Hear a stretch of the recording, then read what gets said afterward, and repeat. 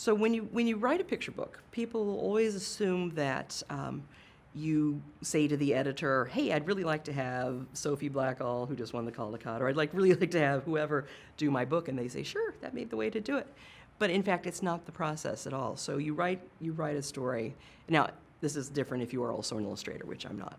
But if you write a story, then you send it to the editor, and the editor and the art director at a publisher will think about, the words and the styles and kind of their feel for it and what they think is important, and then they will reach out to the illustrators they think will build on those words and explore the world that you've created or that you've begun, and then find the illustrator for it. So you really rarely have any input in that.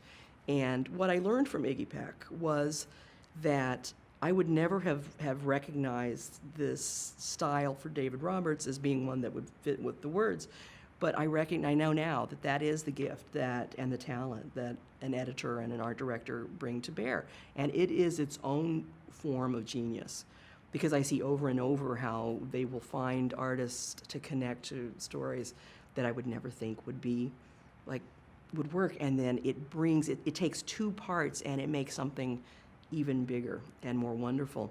Dan Santat is who illustrated Attack of the Fluffy Bunnies, which is sort of a graphic novel hybrid.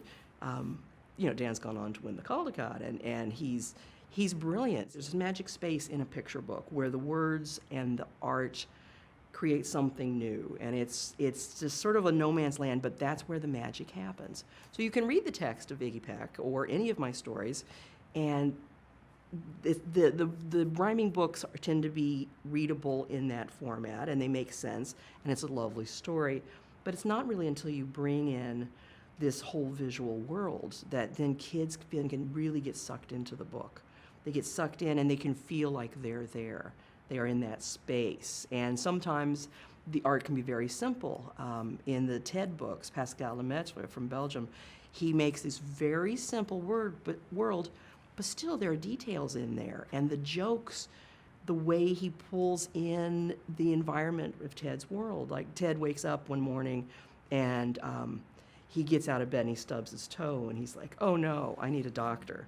Well, he can't find one anywhere, and that's all I say in my text. I don't say, go look under the bed, go look in the closet, go look under your pajamas, but that's what Ted does. That's what Pascal draws, and then Pascal gets to fill in these jokes, and that particularly when you're writing humor, when you have an illustrator who can take very simple words and then make a joke that doesn't just fly with the illustrations, and it doesn't just fly with the words, but together.